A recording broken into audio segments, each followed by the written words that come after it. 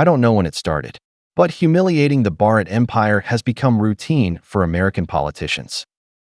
U.S. Treasury Secretary Scott Bessent recently stated that India sought negotiations with the U.S., not the other way around, but India has been slow to act, leaving the U.S. disappointed. He also said that India is not a significant global player and has not become an important global actor. Following Vance and Trump, he is another prominent U.S. official openly humiliating the Bharat Empire. Before Trump's return to the White House, I predicted that during his first term, Trump misunderstood India's strength, was deceived by Modi, and had high hopes for India to counter China. However, India's strength was too weak. It was soundly defeated by China in border conflicts, and it heavily relies on China for its economy and technology. There is no personal friendship between Trump and Modi as hyped by Paki Sharma and others. If Trump returns to the White House, it will undoubtedly be a disaster for India. However, many Indian netizens disagree with my analysis, believing I am jealous of the Bharat Empire's strength.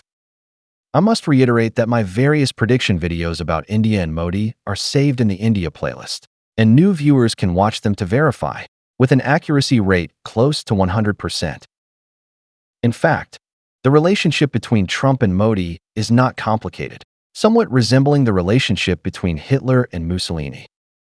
Initially, Hitler did not realize Mussolini was all talk, and Italy lacked strength. Seeing Mussolini confidently gesturing with his index finger during speeches, Hitler believed Mussolini could be a key ally. However, Italy is a highly comedic nation, inheriting the Roman Empire's ambitions but not its fighting strength. Whenever there was a battle, the Italian army collapsed instantly. To rescue Mussolini, who was in trouble in southern Europe, Hitler deployed elite troops to sweep through local forces. But this caused him to miss the best opportunity to attack the Soviet Union, leading to his bitter defeat outside Moscow. If Hitler had a chance to do it over, the first thing he would do is humiliate Mussolini. History cannot be repeated, but Trump has a second chance to deal with Modi. Learning from Hitler's lesson, he continuously humiliates Modi and the Bharat Empire. Forgive me in this video for not listing all of Trump's acts of humiliating Modi, as it would be too long. Interested netizens can review past videos. Yes, this clumsy imitator of Mussolini, the high priest of the Bharat Empire, gets slapped by Trump on various occasions, unable to utter a single tough word, only silently shedding tears. Meanwhile, Paki Sharma, who has hyped him for over a decade, is plunged into sorrow. When Vance, the Indian son-in-law, visited India with his Indian wife and children, it was like a noble inspecting his estate in the past, with Modi respectfully standing by his side, trying hard to please Vance. However, when Modi provoked Pakistan, Vance stated that India's wars have nothing to do with the U.S. He also complained to his boss that Microsoft hired too many Indians, taking job opportunities from rednecks. Consequently, Trump publicly warned Microsoft and Google to stop hiring Indians and announced reforms to the H-1B visa system. Now, even U.S. Treasury Secretary Bessent has started mocking the Bharat Empire. Busy negotiating with China, where 3 rounds of talks have yielded no substantial progress, he can only complain that the Chinese are tough, preferring to face U.S. tariffs while buying Russian oil. He dares not humiliate China because his boss, Trump, has not given him that authority. His boss awaits a call from Xi Jinping, and when it doesn't come, he lies about having spoken, then dodges under reporters' questioning. But with India, he is confident. Trump's cabinet members act like masters of other nations.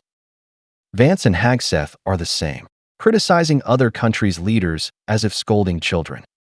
Bessent criticizes India as if reprimanding an unruly American elementary school, full of arrogance and disdain. This attitude doesn't even require Trump's approval, as Trump has recently become a master at humiliating the Bharat Empire. He is planning to cooperate with Pakistan to develop oil and sell it to India. This is like stabbing Modi with a knife and then rubbing salt in his wound. I really want to ask Paki Sharma and her clownish colleagues, what evidence supports their claim of a personal friendship between Modi and Trump? After Trump invited Xi Jinping to his inauguration and was rejected, He didn't invite Modi either. If Modi had even a sliver of personal friendship with Trump's pet dog, he wouldn't be completely forgotten, would he? If there was even a trace of personal friendship between Modi and Trump, Trump wouldn't complain in his face that India is the king of tariffs, impose taxes on the spot, and mock an Indian reporter's accent as incomprehensible, would he? Even more laughable, he arranged 2 interpreters for his talks with Modi, despite Modi speaking English. Yet, when meeting von der Leyen, no interpreter was in sight. This was a global broadcast humiliating Modi's English. I recall a famous saying from a British politician, the former master of the Bharat Empire: "There are no eternal friends, only eternal interests." If the Bharat Empire wants to be a friend of the US, if Modi wants to build a personal friendship with Trump, they need to offer benefits to the US and Trump. To put it simply, the Bharat Empire is too weak to even qualify as America's watchdog. Trump is, in fact, a racist and a chauvinist. He looks down on people of Indian descent, and he particularly dislikes men in skirts.